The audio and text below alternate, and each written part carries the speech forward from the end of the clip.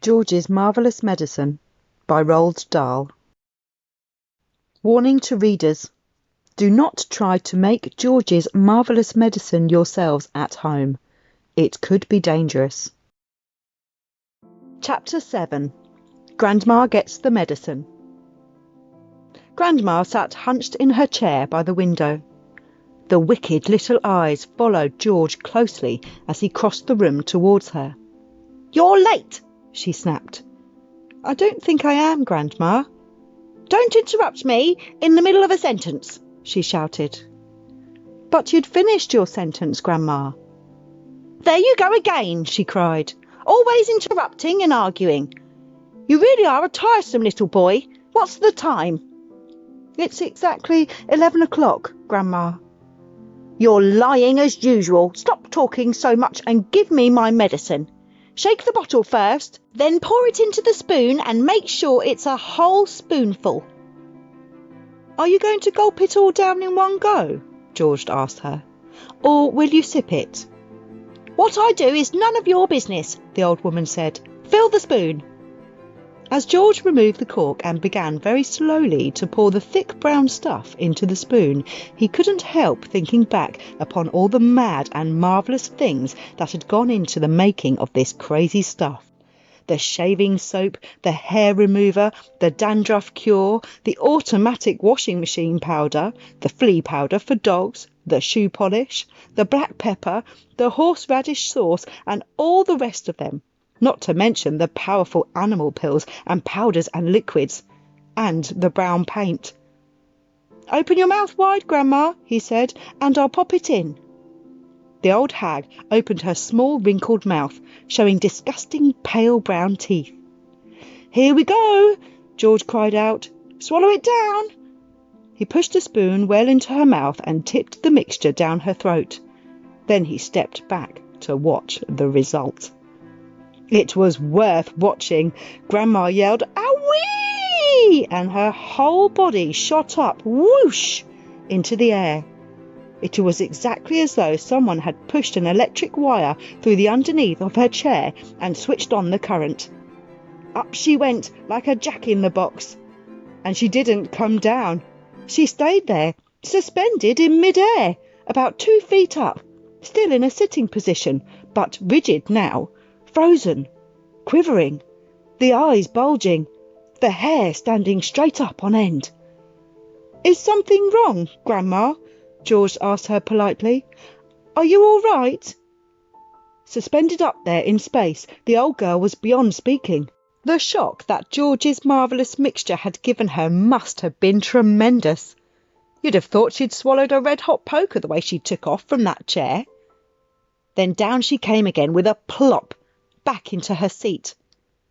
"Call the fire brigade," she shouted suddenly. "My stomach is on fire." "It's just the medicine, Grandma," George said. "It's good strong stuff." "Fire!" the old woman yelled. "Fire in the basement! Get a bucket! Man the hoses! Do something quick!" "Cool it, Grandma," George said. But he got a bit of a shock when he saw the smoke coming out of her mouth and out of her nostrils. Clouds of black smoke were coming out of her nose and blowing around the room. "By golly, you really are on fire," George said. "Of course I'm on fire," she yelled. "I'll be burned to a crisp. I'll be fried to a frizzle. I'll be boiled like a beetroot." George ran into the kitchen and came back with a jug of water. "Open your mouth, Grandma," he cried.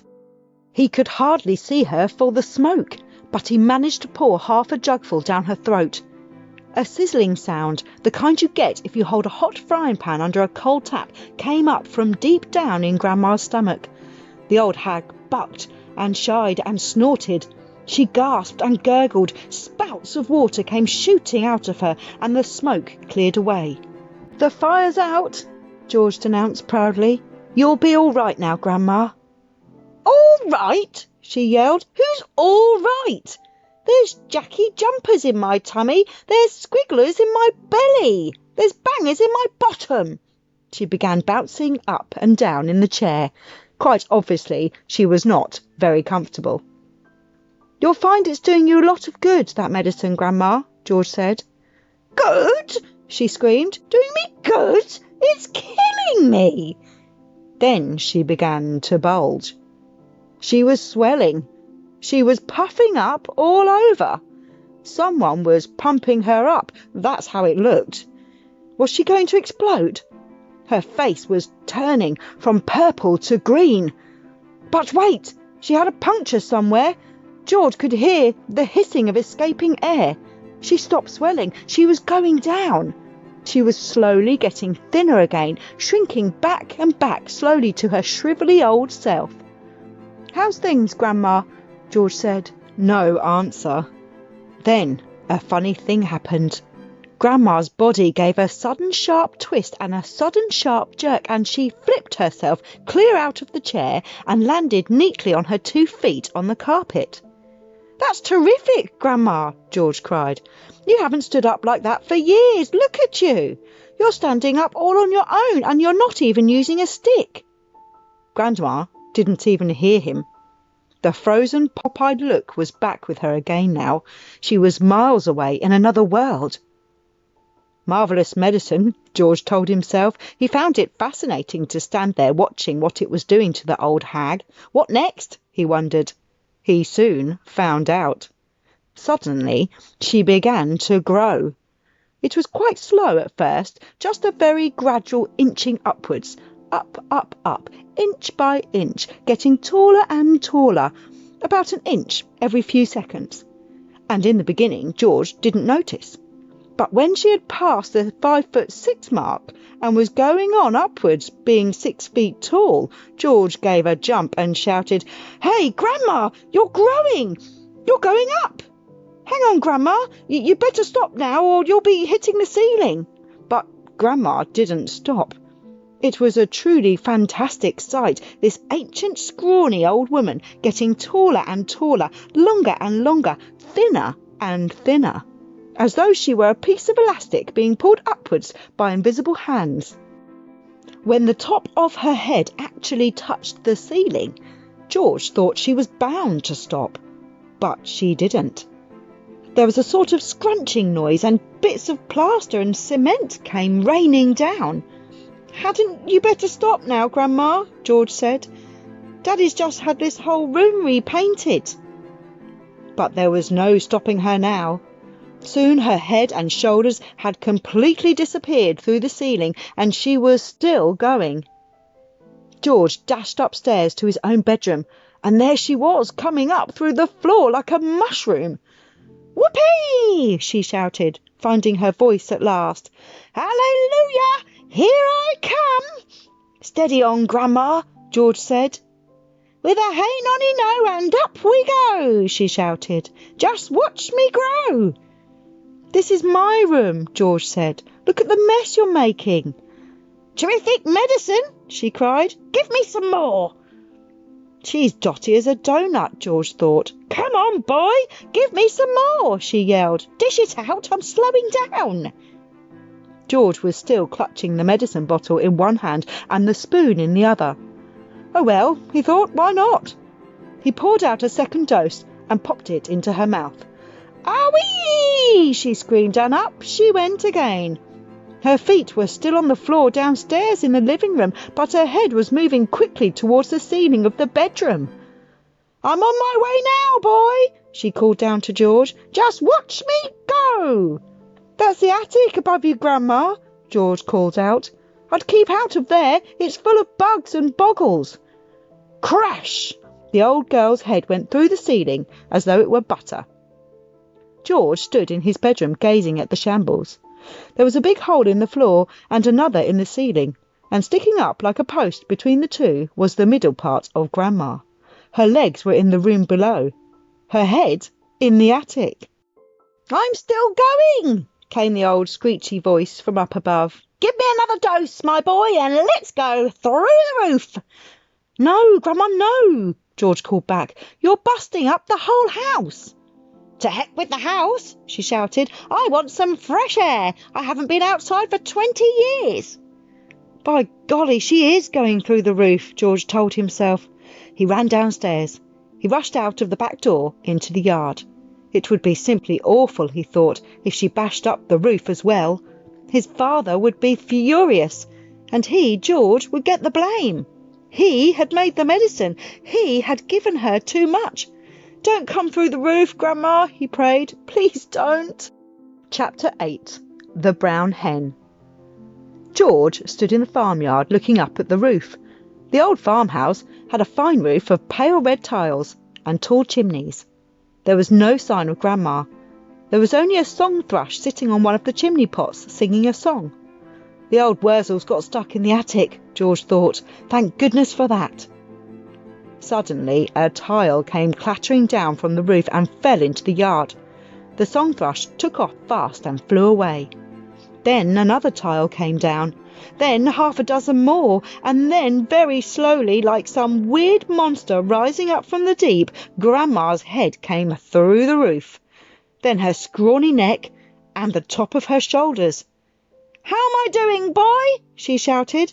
"How's that for a bash-up?" "Don't you think you'd better stop now, Grandma?" George called out. "I have stopped," she answered. "I feel terrific. Didn't I tell you I had magic powers? Didn't I warn you I had wizardry in the tips of my fingers? But you wouldn't listen to me, would you? You wouldn't listen to your old Grandma." "You didn't do it, Grandma," George shouted back to her. "I did it. I made you a new medicine." "A new medicine? You? What rubbish!" she yelled. I did, George shouted. "You're lying as usual," Grandma yelled. "You're always lying." "I'm not lying, Grandma, I swear I'm not." The wrinkled old face high up on the roof stared down suspiciously at George. "Are you telling me you actually made a new medicine all by yourself?" she shouted. "Yes, Grandma, all by myself." "I don't believe you," she answered. "But I'm very comfortable up here. Fetch me a cup of tea." A brown hen was pecking about in the yard close to where George was standing. The hen gave him an idea. Quickly, he uncorked the medicine bottle and poured some of the brown stuff into the spoon. "What's this, Grandma?" he shouted. He crouched down, holding out the spoon to the hen. "Chicken," he said. "Chick, chick, chicken. Come here. Have some of this." Chickens are stupid birds and very greedy. They think everything is food. This one thought the spoon was full of corn. It hopped over. It put its head on one side and looked at the spoon. "Come on, chicken," George said. "Good chicken, chick, chick, chick." The brown hen stretched out its neck towards the spoon and went peck. It got a beakful of medicine. The effect was electric. "Owie!" shrieked the hen, and it shot straight up into the air like a rocket. It went as high as the house. Then down it came again into the yard. Splosh! And there it sat with its feathers all sticking straight out from its body. There was a look of amazement on its silly face. George stood watching it. Grandma up on the roof was watching it too. The hen got to its feet. It was rather shaky. It was making funny gurgling noises in its throat. Its beak was opening and shutting. It seemed like a pretty sick hen. "You've done it in, you stupid boy," Grandma shouted. "That hen's going to die. Your father'll be after you now. He'll give you socks and serve you right." All of a sudden, black smoke started pouring out of the hen's beak. "It's on fire!" Grandma yelled. "The hen's on fire!" George ran to the water trough to get a bucket of water. "That hen'll be roasted and ready for eating any moment," Grandma shouted. George sloshed the bucket of water over the hen. There was a sizzling sound and the smoke went away. "Old hen's laid its last egg," Grandma shouted. "Hens don't do any laying after they've been on fire."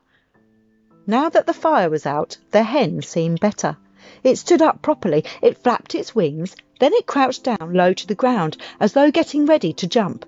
It did jump. It jumped high in the air and turned a complete somersault, then landed back on its feet. "It's a circus hen," Grandma shouted from the rooftop. "It's a flipping acrobat." Now the hen began to grow. George had been waiting for this to happen. "It's growing," he yelled. "It's growing, Grandma, look, it's growing."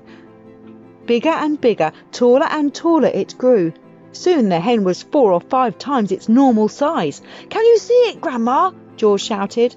"I can see it, boy," the old girl shouted back. "I'm watching it." George was hopping about from one foot to the other with excitement, pointing at the enormous hen and shouting, "It's had the magic medicine, Grandma, and it's growing just like you did." But there was a difference between the way the hen was growing and the way Grandma grew. When Grandma grew taller and taller, she got thinner and thinner. The hen didn't. It stayed nice and plump all along. Soon it was taller than George, but it didn't stop there. It went right on growing until it was about as big as a horse. Then it stopped. "Doesn't it look marvellous, Grandma?" George shouted. "It's not as tall as me," Grandma sang out. "Compared with me, that hen is titchy small. I am the tallest of them all." Chapter 9. The Pig, the Bullocks, the Sheep, the Pony, and the Nanny Goat. At that moment, George's mother came back from shopping in the village. She drove her car into the yard and got out. She was carrying a bottle of milk in one hand and a bag of groceries in the other.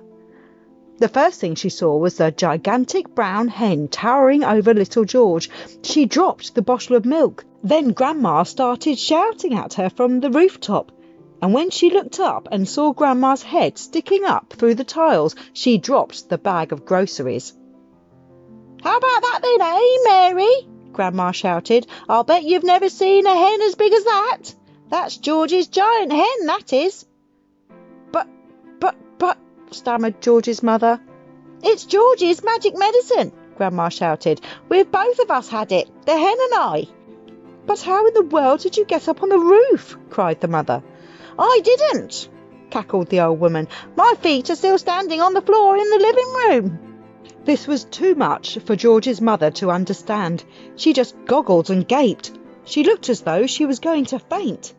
A second later, George's father appeared. His name was Mr. Killy Cranky. Mr. Cranky was a small man with bandy legs and a huge head. He was a kind father to George, but he was not an easy person to live with because even the smallest things got him all worked up and excited. The hen standing in the yard was certainly not a small thing, and when Mr. Cranky saw it, he started jumping about as though something was burning his feet. "Great heavens!" he cried, waving his arms. "What's this? What's happened? Where did it come from? It's a giant hen! Who did it?" "I did," George said. "Look at me!" Grandma shouted from the rooftop. "Never mind about the hen. What about me?"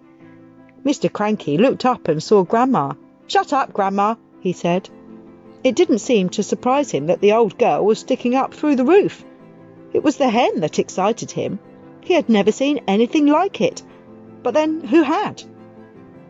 "It's fantastic," Mr. Cranky shouted, dancing round and round. "It's colossal. It's gigantic. It's tremendous. It's a miracle. How'd you do it, George?" George started telling his father about the magic medicine. While he was doing this, the big brown hen sat in the middle of the yard and went cluck, cluck, cluck, cluck, cluck, cluck, cluck. Everyone stared at it. When it stood up again, there was a brown egg laying there. The egg was the size of a football. "That egg would make scrambled eggs for 20 people, Mrs. Cranky said. "George," Mr. Cranky shouted, "how much of this medicine have you got?" "Lots," George said. "There's a big saucepanful in the kitchen, and this bottle here is nearly full." "Come with me," Mr. Cranky yelled, grabbing George by the arm. "Bring the medicine. For years and years I've been trying to breed bigger and bigger animals, bigger bulls for beef, bigger pigs for pork, bigger sheep for mutton." They went to the pigsty first. George gave a spoonful of medicine to the pig. The pig blew smoke from its nose and jumped about all over the place. Then it grew and grew. In the end, it looked like this. They went to the herd of fine black bullocks that Mr. Cranky was trying to fatten for the market.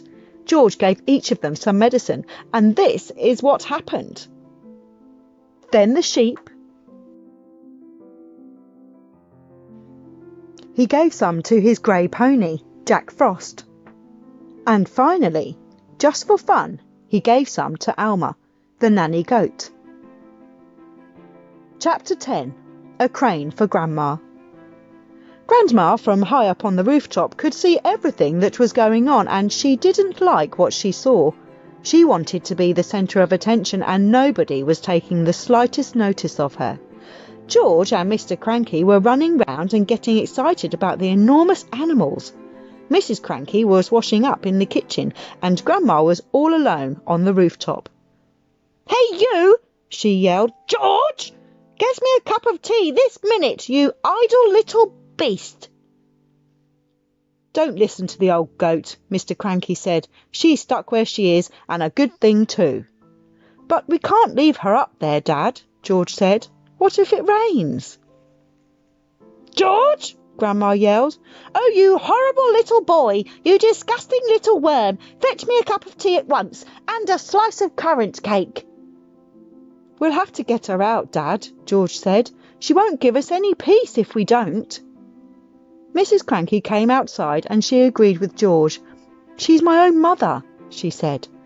"She's a pain in the neck," Mr. Cranky said. "I don't care," Mrs. Cranky said. "I'm not leaving my own mother sticking up through the roof for the rest of her life." So in the end, Mr. Cranky telephoned the crane company and asked them to send their biggest crane out to the house at once. The crane arrived 1 hour later. It was on wheels, and there were 2 men inside it. The crane men climbed up onto the roof and put ropes under Grandma's arms. Then she was lifted right up through the roof. In a way, the medicine had done Grandma good.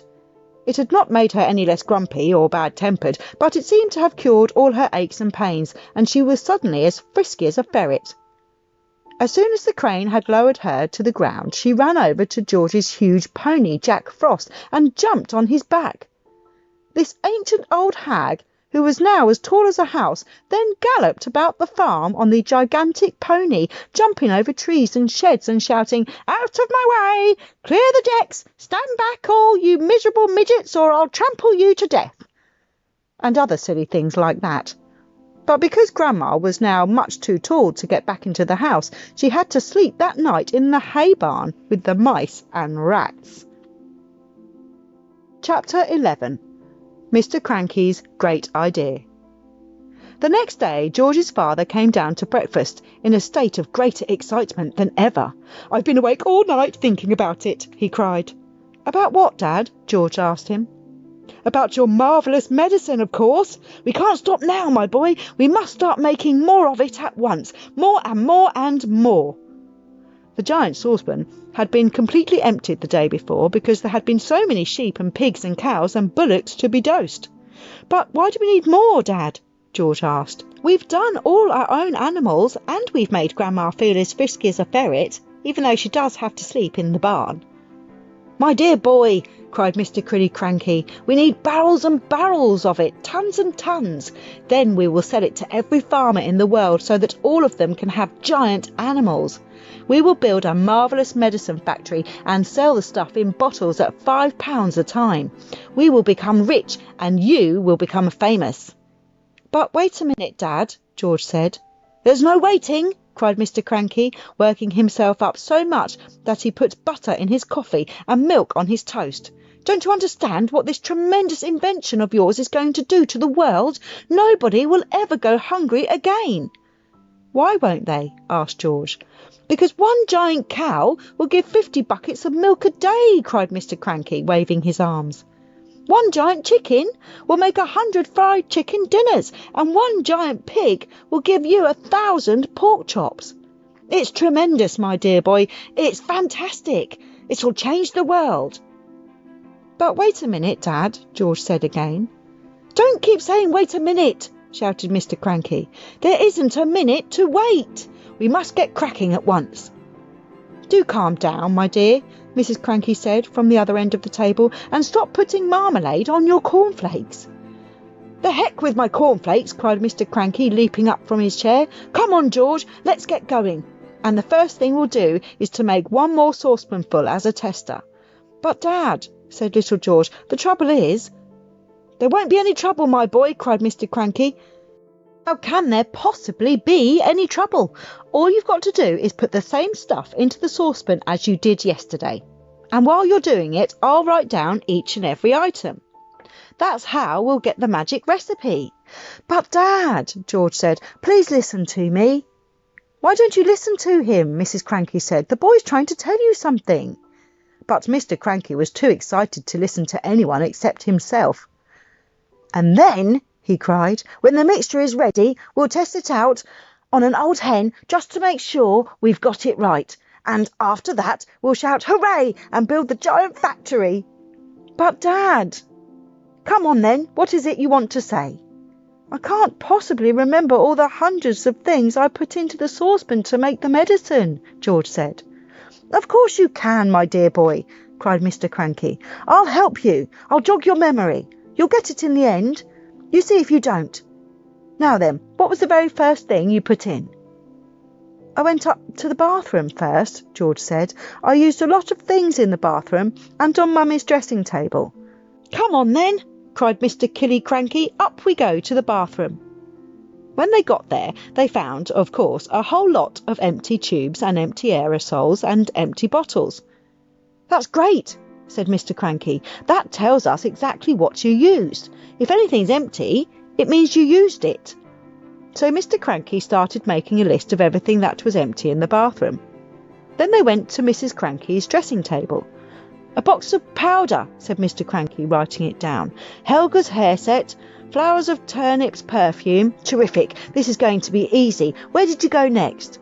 To the laundry room, George said. But are you sure you haven't missed anything out up here, Dad? That's up to you, my boy, Mr. Cranky said. Have I? I don't think so, George said. So down they went to the laundry room, and once again Mr. Cranky wrote down the names of all the empty bottles and cans. My goodness me, what a mass of stuff you used, he cried. No wonder it did magic things. Is that the lot? No, Dad, it's not, George said, and he led his father out to the shed where the animal medicines were kept and showed him the 5 big empty bottles up on the shelf. Mr. Cranky wrote down all their names. Anything else? Mr. Cranky asked. Little George scratched his head and thought, but he couldn't remember having put anything else in. Mr. Killy Cranky leapt into his car and drove down to the village and bought new bottles and tubes and cans of everything on his list. He then went to the vet and got a fresh supply of all the animal medicines George had used. Now show me how you did it, George, he said. Come along, show me exactly how you mixed them all together. Chapter 12. Marvellous Medicine, Number 2. Chapter 12 to 15 of George's Marvellous Medicine shall be released on Monday the 4th of May 2020. Please subscribe for notifications. Warning to readers.